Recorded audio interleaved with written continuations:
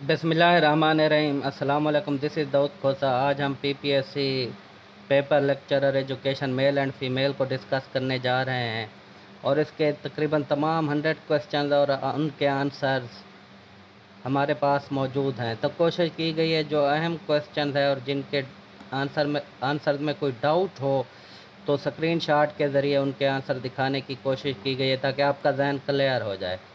और उसके साथ ही जब अगर सारे क्वेश्चन आपके पास आ जाएं और एग्जैक्ट उनके आंसर भी आ जाएं तो फिर मेरिट का प्रेडिक्ट करने की कोशिश की जा सकती है। तो मेरिट फ़ीमेल इन तमाम क्वेश्चंस का तजिया करने के बाद जो मेरा आइडिया है वो 40 से 45 तक रहेगा। तो इस हवाले से वो फ़ीमेल स्टूडेंट्स जिनको उम्मीद है कि उनके 40 से 45 मार्क्स आ जाएंगे, उनको चाहिए कि अपनी तैयारी शुरू कर दें।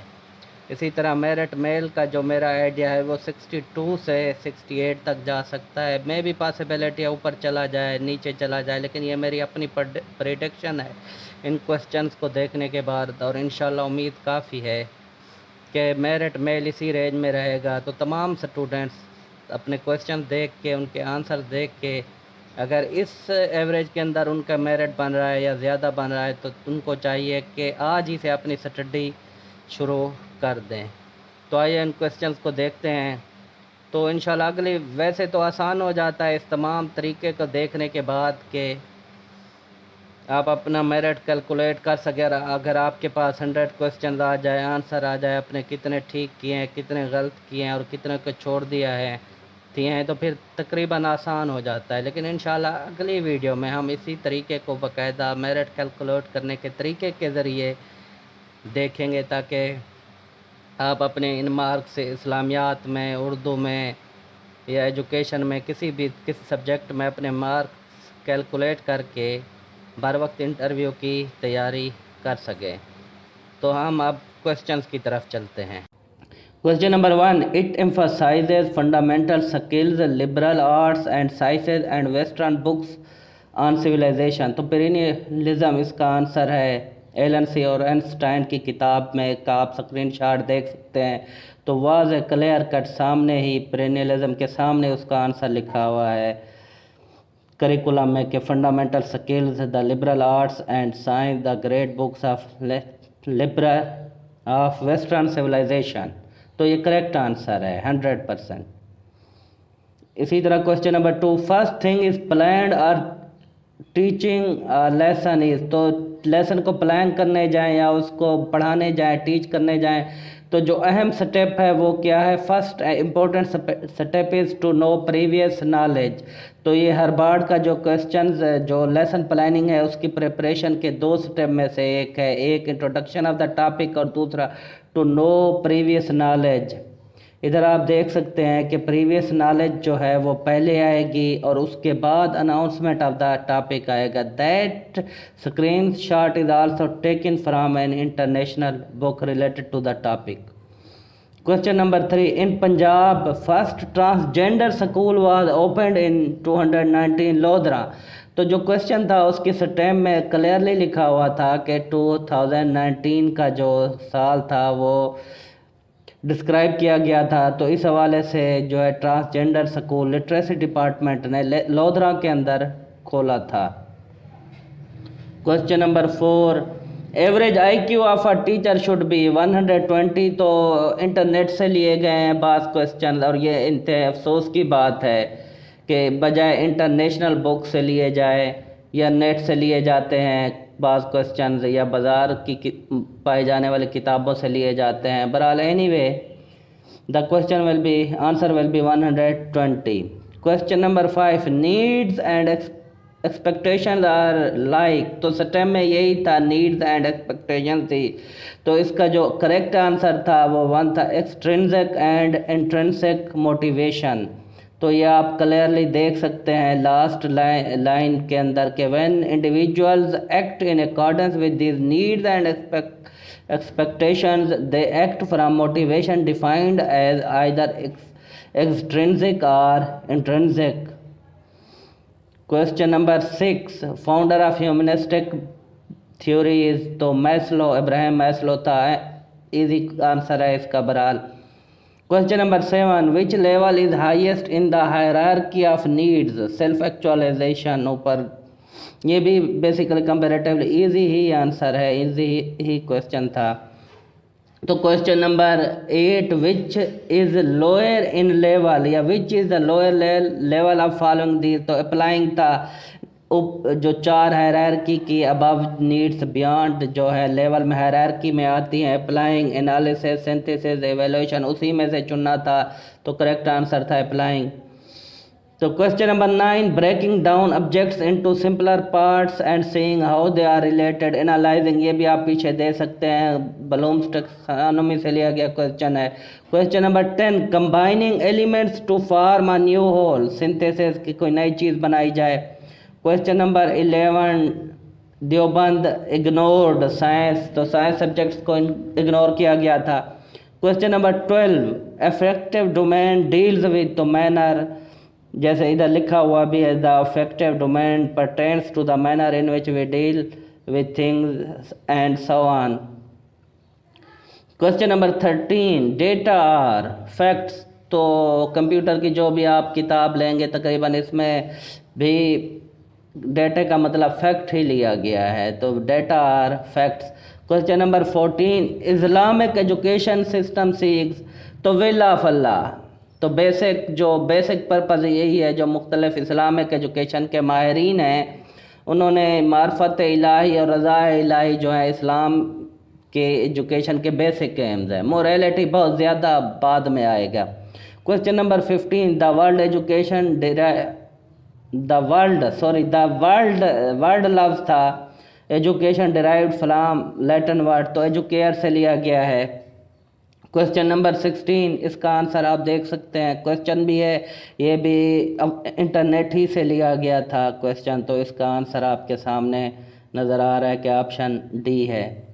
Question number 17, a software that manages computer and devices connected to it, इसी किस्म का सवाल था। बहरहाल इसका जो आंसर है वो ऑपरेटिंग सिस्टम ही था, और ये भी तकरीबन इंटरनेट ही से लिया गया था question. Question number 18, reference of a writer given with in a text, तो किताब के अंदर जब लिखी जा रही हो तो उसका जो रेफरेंस है वो किस तरह से दिया जाएगा उस राइटर का, तो उसका जो लास्ट नाम है राइटर का वो लिखा जाएगा और आखिर ब्रैकेट के अंदर साल लिखा जाएगा, या दोनों चीज़ों को, राइटर के लास्ट नेम को और साल को ब्रैकेट के अंदर लिखा जाएगा और उनको कामा से सेपरेट किया जाएगा। और नीचे ही एक मैंने एग्जाम्पल भी दे दिया, आप देख सकते हैं कि एक किताब के अंदर कैसे क्यूबन 1985, लियांस 210, मार्कली 208, आगे पेज भी उसने दे दिया है। तो इस तरीके से तो ये 100% करेक्ट आंसर है।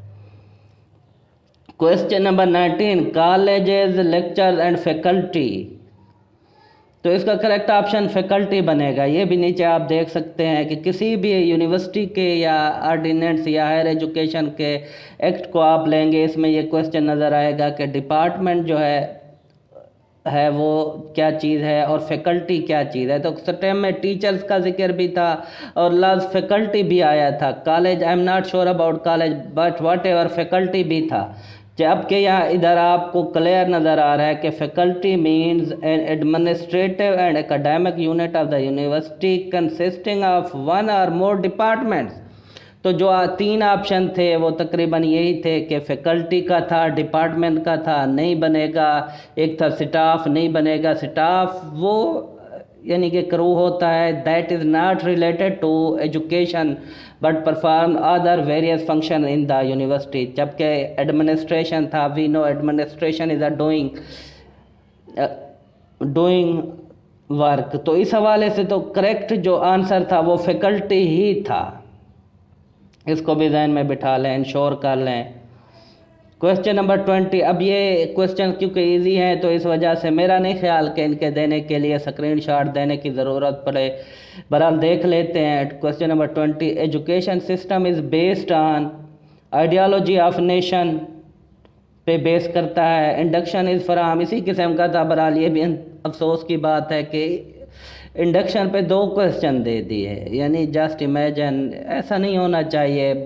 इतना ज़्यादा मवाद है भाई, मेरे किसी भी जगह से ले लो, किसी बुक से ले लो, लेकिन ये क्या 2 क्वेश्चन ज़ाय कर दिए।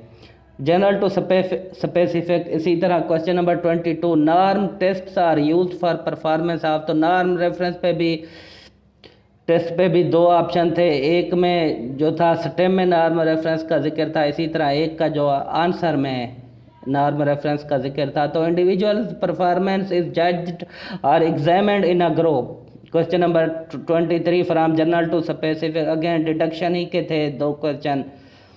Question number 24, test for comparison among individuals performance in a group. इसी किस्म की क्वेश्चन स्टेम थी, समथिंग लाइक दैट, लेकिन दोज वर इजी क्वेश्चन और उसका आंसर नॉर्म रेफरेंस ही बनेगा। तो अगेन 2 क्वेश्चन दे वेस्टेड। कोई और क्वेश्चन ले सकते थे अच्छे बेहतर किस्म के। Question number 25, evaluation makes judgement in the field of education Pakistan is following sustainable development goals. तो SDG 4 इज अबाउट एजुकेशन, तो इस हवाले से साफ है पाकिस्तान ने भी फिर उसी को ही फॉलो करना है। Question number 27, workers are lazy in. तो work again easy question, theory X है डगलस मैकग्रेगर की, जिसके मुताबिक जो वर्कर्स होते हैं वो काम करना पसंद नहीं करते, सुस्त होते हैं, कायल होते हैं। Question number 28, summative assessment is called assessment of learning, जबकि formative assessment is called assessment for learning. तो ये इसका करेक्ट आंसर था। क्वेश्चन नंबर 29, ऐसे type questions which limit the length and organisation of the answer. बहरहाल ऐसे question है जो कि आंसर को लिमिट कर देते हैं, तो that are called restricted response test और आइटम्स।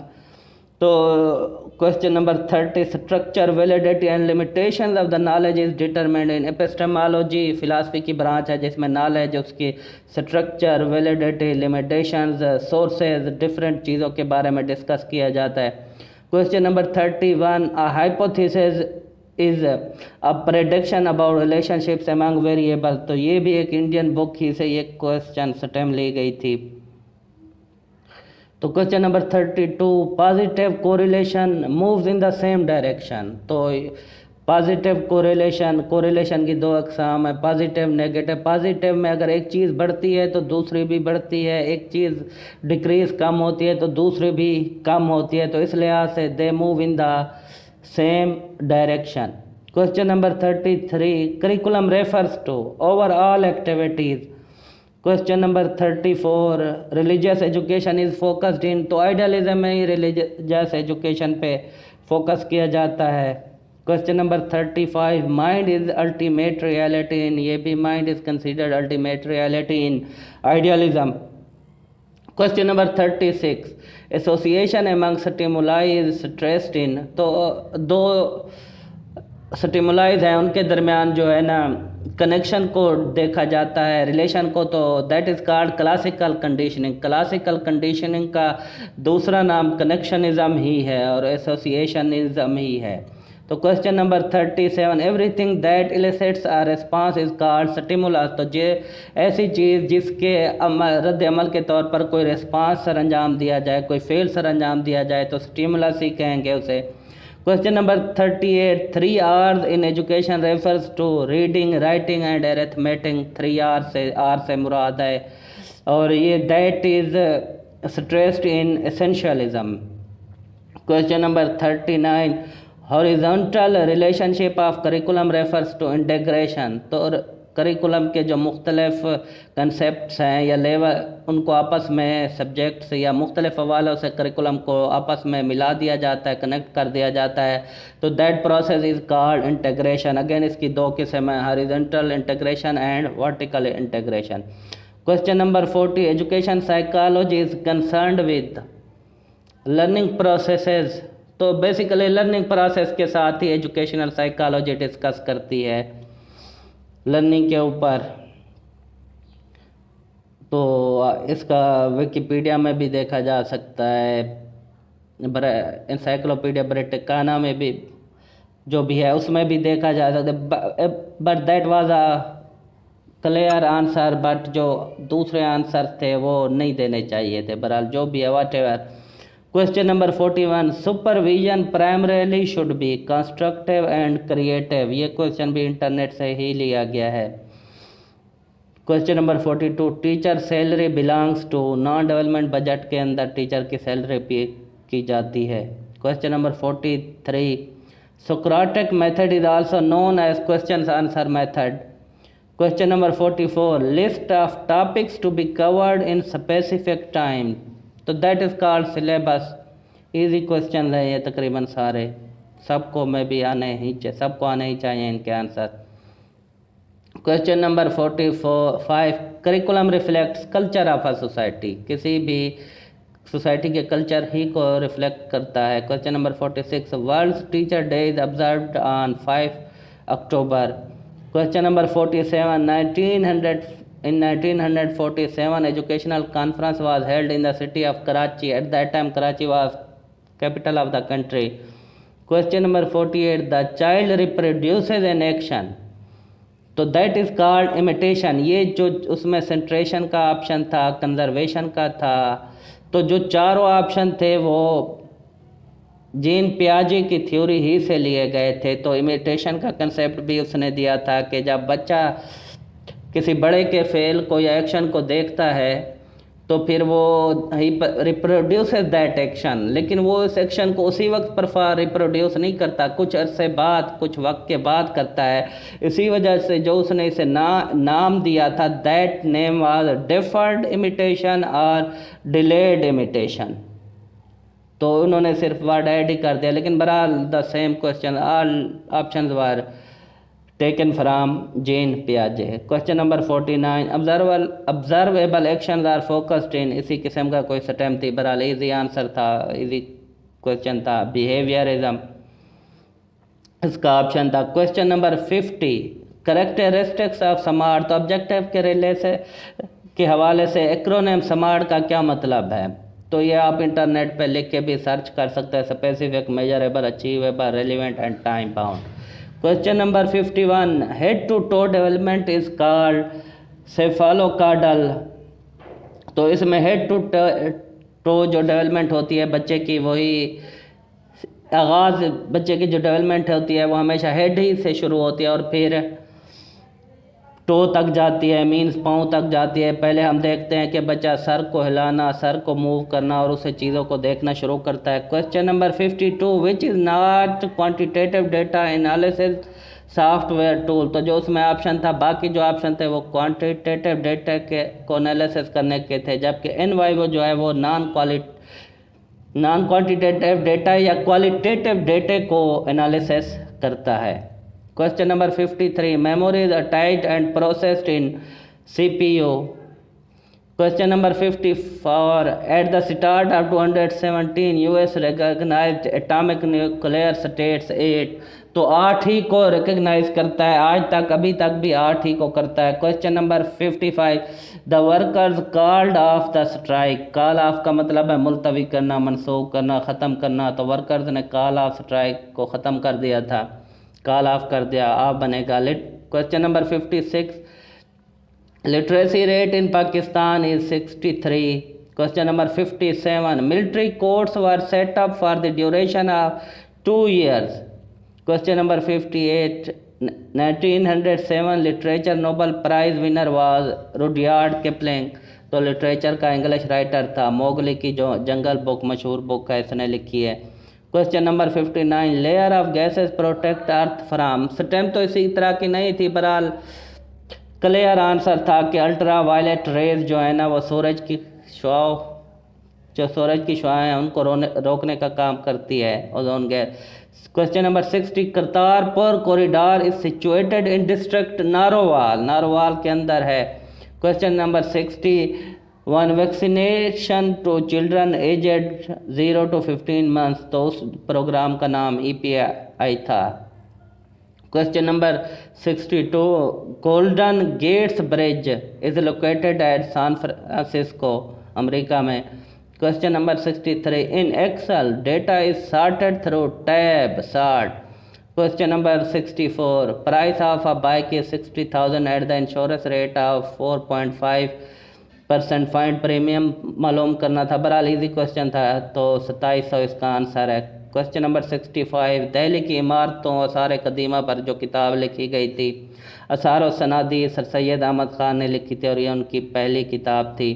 Question number 66। खुदा गंजे को नाखून ना दे, क्या मतलब है? खुदा कमीना खसलत को इख्तियार ना दे।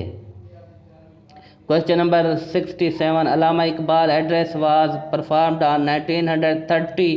Question number 68। Lucknow pact agreement was held in 1916। Each of us has बनेगा, तो ईच बेसिकली जो प्रोनाउन है वो दो के लिए इस्तेमाल होता है। It is a pronoun and it is use for दो, और दो में से किसी एक के बारे में बताया जाता है। तो each of us has, each of you is, each of you. Question number 70 is URL refers to web address. Question number 71. RAM means random access memory. Question number 72. Email is a type of communication, written communication. Question number 73. Select all writing things. तो जो MS words के अंदर तमाम written material को select किया जाता है control A के ज़रिए। Question number 74. IP identify the device on internet, तो ये भी कन्फर्म क्वेश्चन है, तकरीबन इजी थे। Question number 75। Keyboard is used for input. Question number 76। www refers to world wide web. Question number 77। Urdu education was made compulsory from 3 to 12 years, तो classes 3 से 12 classes तक, तो 1959 एजुकेशन पॉलिसी के तहत उर्दू को कंपलसरी करार दिया गया था। Question number 78। The basic purpose of supervision is help children learn more effectively, तो तकरीबन ये भी इंटरनेट से उठाया गया क्वेश्चन है। Question number 79। Research in which culture is studied in original setting, तो कल्चर की स्टडी जो है वो एथनोग्राफी में की जाती है, जिसमें लोगों की नेटिव कल्चर की नेचुरल सेटिंग के अंदर ऑब्जर्वेशन की जाती है। Question number 80। Active learning associated with flipped classroom, तो ये 100% कन्फर्म आंसर है कि एक्टिव लर्निंग की ही मिसाल है फ्लिप्ड क्लासरूम, तो 1907 में इसे शुरू किया गया था। Question number 81। Advanced organizers are used to combine previous and present knowledge or to make a bridge between previous and present knowledge है जो उसका आपस में कंपैरिजन करने के लिए एडवांस्ड ऑर्गेनाइजर्स को यूज़ किया जाता है। Question number 82। I went directly to my family, तो डायरेक्टली की जगह जो ऑप्शन थे उसमें डायरेक्ट भी था, तो डायरेक्ट और directly both can be used as adverb and both have the same meaning. तो डायरेक्ट और डायरेक्टली जो है एडवर्ब के तौर पर इस्तेमाल किए जा सकते हैं और सेम मतलब देते हैं, स्ट्रेट और राइट।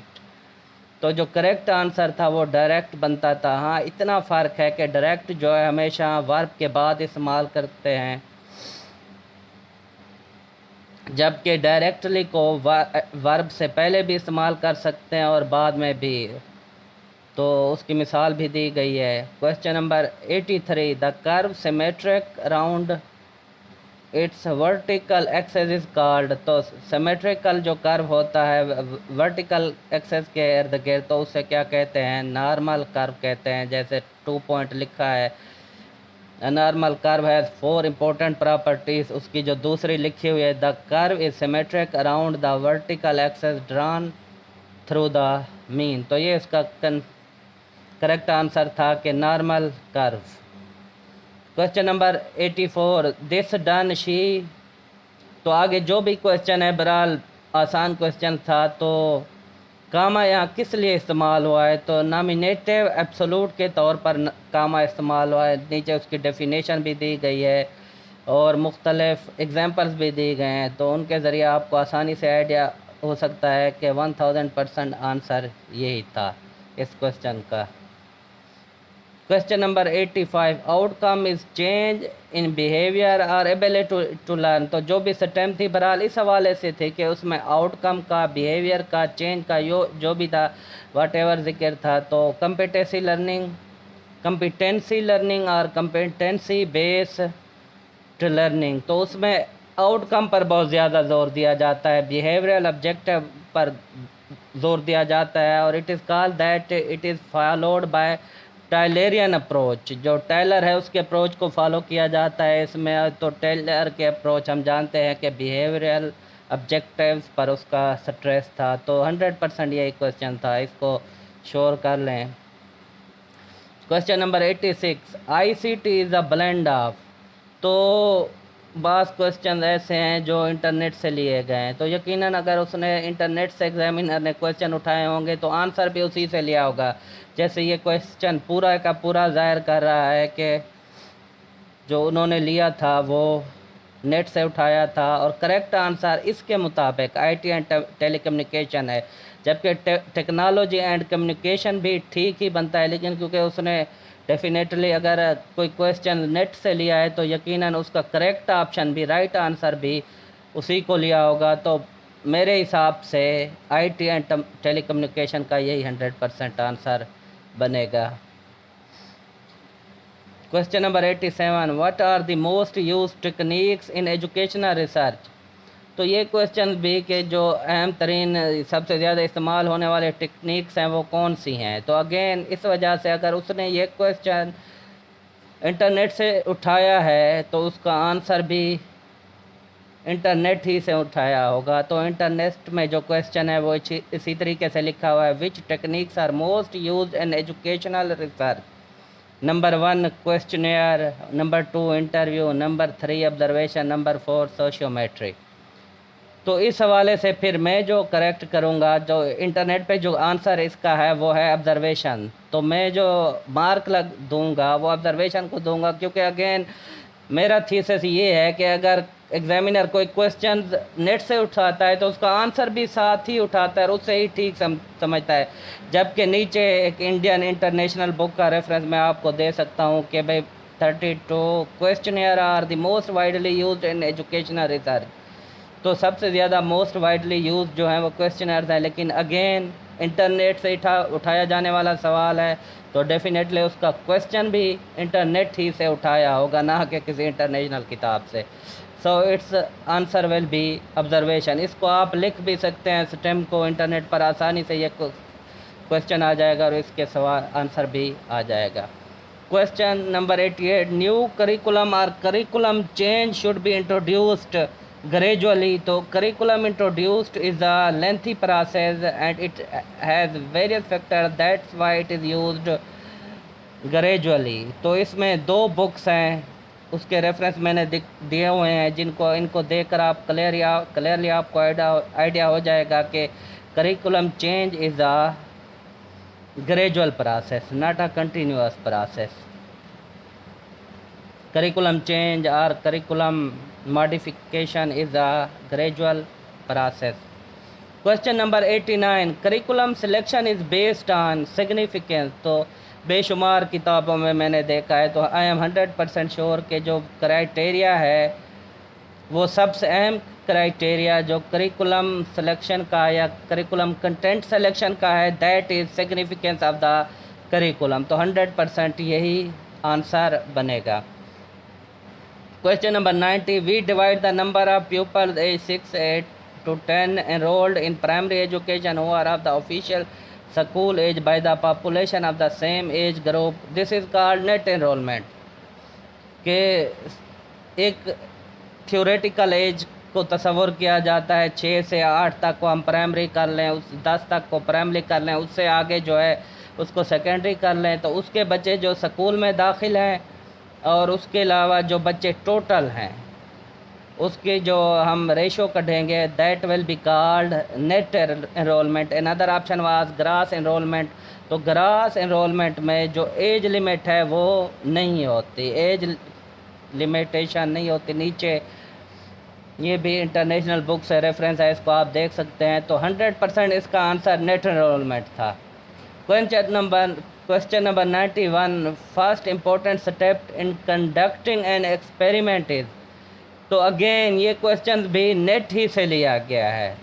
तो मेरा थीसिस, मेरा पॉइंट ऑफ व्यू ये है कि जो क्वेश्चन एग्जामिनर नेट से लेता है तो उसका आंसर भी साथ ही लेता है। तो उसी नेट से लिए जाने वाले क्वेश्चन और उसकी एक्सप्लेनेशन आपके सामने लिखी हुई है रेफरेंस के तौर पर।